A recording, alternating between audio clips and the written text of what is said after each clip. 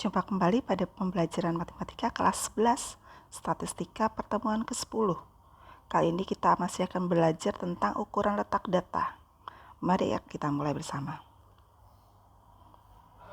Jangkauan interkuartil atau hamparan adalah selisih antara kuartil atas dan kuartil bawah yang dirumuskan dengan H sama dengan Q3 min Q1. Yang kedua adalah jangkauan semi interkuartil atau simpangan kuartil. Adalah setengah dari nilai hamparan yang dirumuskan dengan QD sama dengan setengah H sama dengan setengah Q3 min Q1. Yang ketiga adalah langkah, adalah 1/2 dari nilai hamparan yang dirumuskan dengan langkah atau L sama dengan 3/2 kali H sama dengan 3/2 Q3 min Q1. Contoh, tentukan hamparan, simpangan kuartil, dan langkah dari data berikut. Mari kita jawab bersama. Langkah pertama adalah untuk mengurutkan data dari yang terkecil sampai dengan yang besar. Kemudian kita mencari Q1 dan Q3-nya. Letak Q1 adalah 1 kali 14 tambah 1/4.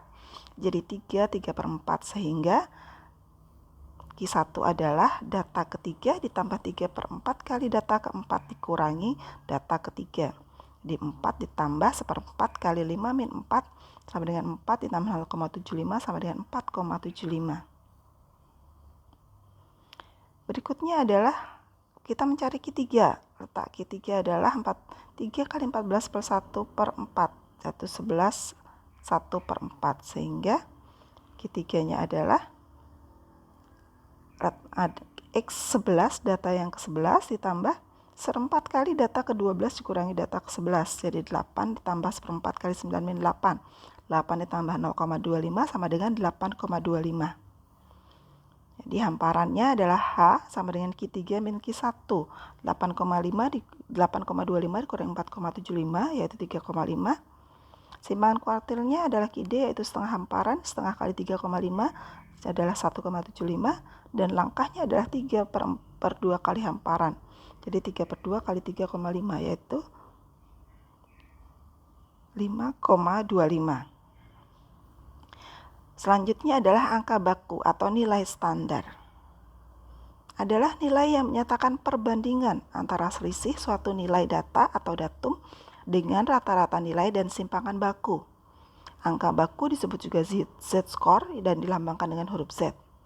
Angka baku digunakan untuk mengetahui perbedaan suatu kejadian dibanding dengan kebiasaannya. Semakin besar angka bakunya, semakin baik nilai tersebut dibanding dengan nilai lain yang memiliki angka baku lebih kecil. Angka baku dirumuskan sebagai berikut.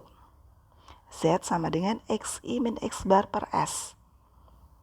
Di mana Z-nya adalah angka baku, XI adalah nilai datum, X bar adalah rata-rata hitung, dan S-nya adalah simpangan baku.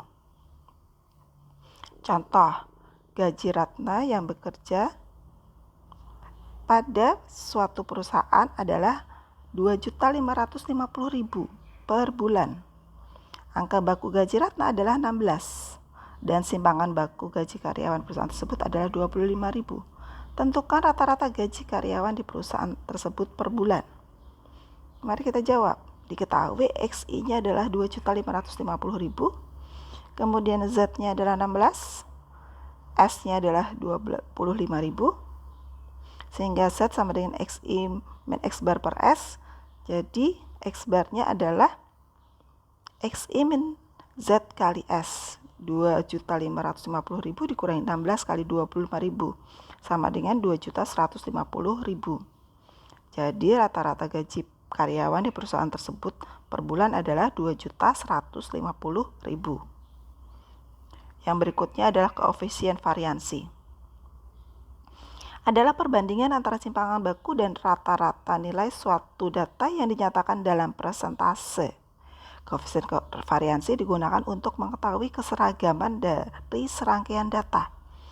Semakin kecil nilai koefisien variansi, maka semakin homogen data dan makin baik data tersebut. Koefisien variansi dirumuskan sebagai berikut.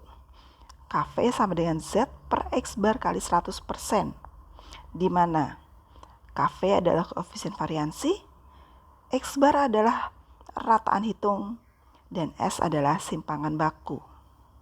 Contoh, sebuah aktiva rata-rata dapat bekerja dalam kondisi prima selama 12.600 jam. Jika kerja aktiva tersebut memiliki simpangan baku selama 189 jam, tentukan koefisien variasi dari kerja aktiva tersebut. Mari kita jawab. Diketahui S-nya adalah 189 jam, simpangan bakunya. Kemudian rata-ratanya atau X bar adalah 12.600. Sehingga KV-nya adalah S per X bar kali 100%. Sama dengan 189 per 12.600 kali 100%. Sama dengan 1,5%. Jadi koefisien variansi dari kerja aktiva tersebut adalah 1,5%. Demikian pembelajaran kali ini. Selamat belajar. Sampai jumpa.